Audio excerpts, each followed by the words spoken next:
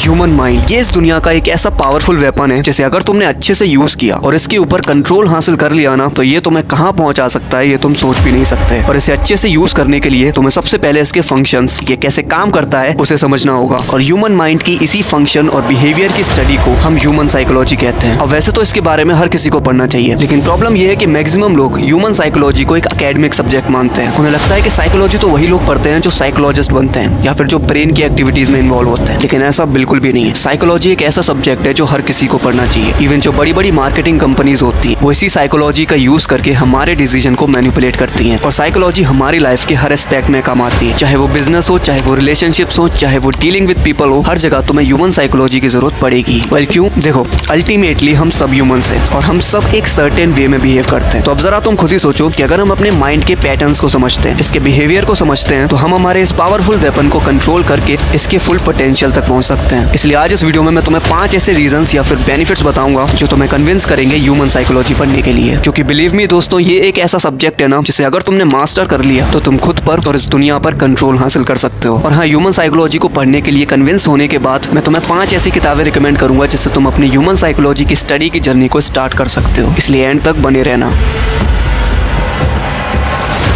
Reason number 1, to understand ourselves. Human psychology पढ़ने से हम हमारे थॉट्स, इमोशंस और बिलीव्स के मिरर रिफ्लेक्शन को देख पाते हैं। हम ये समझ पाते हैं कि हम जैसा बिहेव करते हैं वो क्यों करते हैं। और ये चीज बड़ी ही पावरफुल है, क्योंकि अगर तुम ये समझते हो कि तुम किसी भी सिचुएशन में जो भी एक्शन लेते हो वो क्यों लेते हो, क्यों ऐसा बिहेव करते हो, तो तुम नेक्स्ट टाइम अपने बिहेवियर को कंट्रोल करके उसे पॉजिटिव डायरेक्शन में भी ले जा सकते हो। नहीं समझ में आया ना? तो डरो मत, चलो एग्जाम्पल से देखो। हम में से मैक्सिमम लोग घर पे तो शेर बन के कुछ भी बोल देंगे, लेकिन जब बारी आती है स्टेज पर कई सारे लोगों के सामने बोलने की, तो हमारी बोलती बंद हो जाती है। और इसके पीछे कई साइकोलॉजिकल रीजंस हैं। तो अब इमेजिन करो कि अगर तुम उन रीजंस को समझते हो, तुम ये समझते हो कि स्टेज पर जाने से तुम्हारे ब्रेन में क्या बिहेवियर पैदा होते हैं, तो नेक्स्ट टाइम तुम इस चीज को कंट्रोल भी कर सकते हो। और सिर्फ यही नहीं, अगर तुम अपने दिमाग के पैटर्न्स को समझते हो, खुद को समझते हो, तो तुम अपनी इस लाइफ को चेंज भी कर सकते हो। और मैं ये हवा में नहीं कह रहा हूँ। ओफ्रा विनफ्रे, जो एक फेमस अमेरिकन होस्ट और एक टेलीविजन प्रोड्यूसर है, इनका बचपन काफी चैलेंजिंग रहा था और सालों तक ये डिप्रेशन में भी रही है। लेकिन ह्यूमन साइकोलॉजी के कुछ प्रिंसिपल्स की मदद से इन्होंने अपनी लाइफ को पूरी तरह से चेंज किया है। और इंटरनेट पर तुम्हें बहुत सारे एग्जाम्पल्स ऐसे मिल जाएंगे जहां पर ह्यूमन साइकोलॉजी की मदद से लोगों ने अपनी लाइफ चेंज की है। Reason number 2, to become emotional intelligent. हम ह्यूमंस एक इमोशनल एनिमल्स हैं जिसमें कई सारे इमोशंस भरे पड़े हैं। और हम अपनी लाइफ में क्या और कितना अचीव करेंगे ये इस बात पर डिपेंड करता है कि हम अपने इमोशंस को कैसे यूज करते हैं। क्योंकि हर रोज हमें कई सारी ऐसे सिचुएशन से डील करना पड़ता है जहां पर हमारे इमोशंस हम पर हावी हो जाते हैं और हमसे वो करवाने लगते हैं जो हम लॉजिकली तो नहीं करना चाहते, लेकिन इमोशंस में बहकर कर जाते हैं। फॉर एग्जाम्पल, जब सुबह जल्दी उठना होता है और अलार्म बजता है, तो लॉजिक तो कहता है कि उठ जा, लेकिन इमोशंस कहते हैं सो जा बाबू,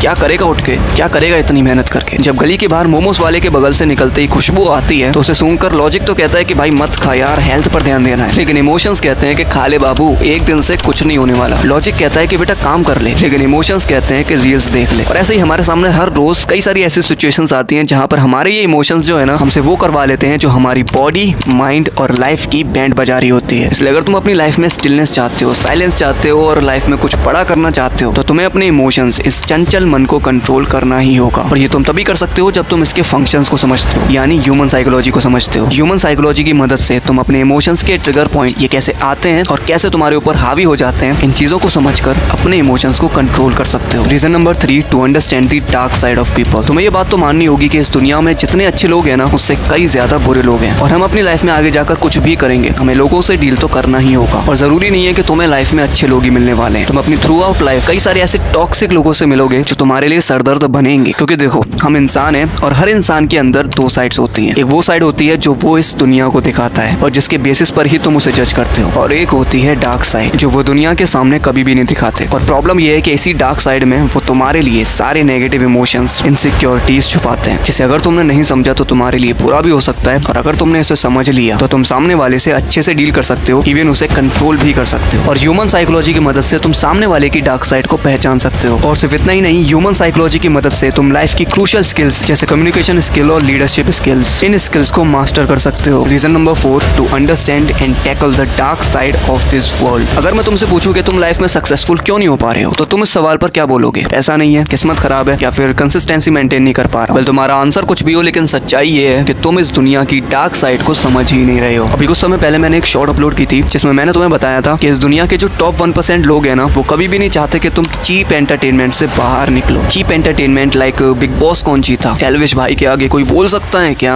नागिन कौन है, इस एक्ट्रेस ने क्या पहना, क्या खाया, क्या पिया, विराट कोहली ने कितने रन बनाए, शुभमन गिल क्यों नहीं खेल पा रहा है, बारिश बरखा भी जूली, ये सब क्या है? तुम्हें लगता है ये सब तुम खुद देखते हो, या फिर इन चीजों को देखना या ना देखना तुम्हारे कंट्रोल में? अगर तुम ऐसा सोचते हो तो बिल्कुल गलत हो, क्योंकि ऐसा बिल्कुल भी नहीं है मेरे दोस्त। ये चीप एंटरटेनमेंट, फालतू की रील्स, फालतू की मीम्स तुम्हें जानबूझकर दिखाया जाता है। विश्वास नहीं हो रहा तो इंस्टाग्राम खोलकर देखो, फेसबुक खोलकर देखो, तुम्हें उसमें क्या दिखता है? तुम जब पहली बार इंस्टाग्राम के उस सर्च बटन पर जाते हो तो तुम क्या देखते हो? तुम्हें सबसे पहले वो टॉक्सिक चीजें ही तो दिखाई जाती हैं। तुम रील्स के ऑप्शन पर जाओ, 1-2 घंटे से पहले वापस नहीं आने वाले। तो ऐसा क्यों हो रहा है? तुम्हें क्या लगता है तुम कंट्रोल कर रहे हो इसे? ऐसा बिल्कुल भी नहीं है भाई। ये जितने भी एप्स तुम चलाते हो ना, चाहे वो इंस्टाग्राम हो गया, फेसबुक हो गया, अब तो यूट्यूब भी हो रहा है, इनके एल्गोरिथम को, इनके सेटिंग्स को ही कुछ इस तरह से डिजाइन किया गया है जिससे तुम इस चीज में फंसोगे ही फंसोगे। इन्हें बनाने वाली जो कंपनियां है ना, इन्होंने कई सारे अपने पैसे खर्च किए हैं हमारी साइकोलॉजी को समझने में। इनकी कई सारी साइकोलॉजिस्ट की टीम ने साइकोलॉजिकल रिसर्च करी ह्यूमंस के ऊपर कि हम किस चीज से ज्यादा अट्रैक्ट होते हैं, किस चीज से ज्यादा एडिक्टिव बनते हैं। तो इसलिए ये जो एप्स है ना, बस तुम्हारी साइकोलॉजी से खेलते हैं और इसीलिए तुम इसमें फंस जाते हो। तो इसलिए वो टॉप 1% लोग तो कभी चाहेंगे ही नहीं कि तुम इस चीज से बाहर निकलो, क्योंकि जिस दिन तुमने इनके बारे में पढ़ना शुरू कर दिया, डीप कंसेप्ट्स के बारे में पढ़ना शुरू कर दिया, लाइक फिलोसफी, साइकोलॉजी, मनी, तो इन लोगों का अस्तित्व खतरे में आ जाए। क्योंकि जो इंसान इन डीप कंसेप्ट्स को समझता है ना, वो सवाल करेगा, और इस दुनिया में वही लोग जीतते हैं जो सवाल करना जानते हैं, जिनकी थिंकिंग रैशनल होती है। और ये रैशनल थिंकिंग तुम तभी डेवलप कर सकते हो जब तुम ह्यूमन साइकोलॉजी और इन डीप कंसेप्ट्स को समझते हो। Reason number 5 to understand deep concepts of mind. तुम्हें पता है हमारा माइंड एक ऐसा मिस्टीरियस ऑब्जेक्ट है जिसके अंदर इतनी सारी मिस्ट्रीज छुपी हुई हैं जिसे आज तक साइंटिस्ट भी नहीं सॉल्व कर पाए हैं। और सबसे बड़ी मिस्ट्री तो हमारा ये सबकॉन्शियस माइंड है, जो कि इतना पावरफुल है जिसकी मदद से तुम कुछ भी अचीव कर सकते हो। लेकिन वो तभी होगा जब तुम इसके फंक्शन को समझते हो, तुम ये समझते हो कि ये कैसे काम करता है। इसलिए जब तुम ह्यूमन साइकोलॉजी पढ़ते हो ना, तो तुम अपने दिमाग के कुछ डीप कंसेप्ट्स को समझते हो, like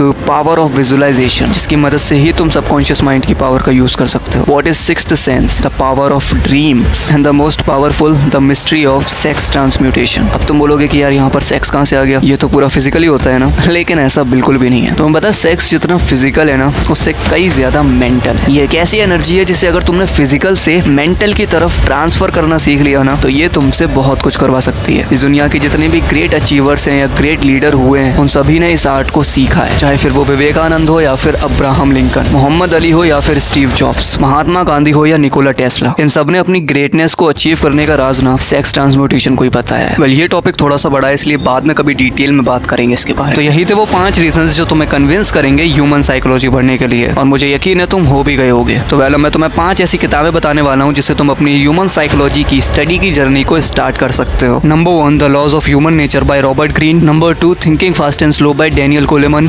number 3, Sapiens by Yuval Noah Harari. Number 4, the power of your subconscious mind by Joseph Murphy. And number 5, think and grow rich by Napoleon Hill. अब अगर तुम्हें ये वीडियो पावरफुल लगी और थोड़ा सा भी तुमने सीखा हो कुछ, तो एक लाइक जरूर ठोकना और सब्सक्राइब कर ही जाना, और शेयर करो इस वीडियो को अपने जैसे ही यंग लोगों के साथ, ताकि वो भी ह्यूमन साइकोलॉजी को पढ़ने की इंपॉर्टेंस को समझ सकें। मिलते हैं तुमसे अगली वीडियो में, तब तक के लिए जय हिंद।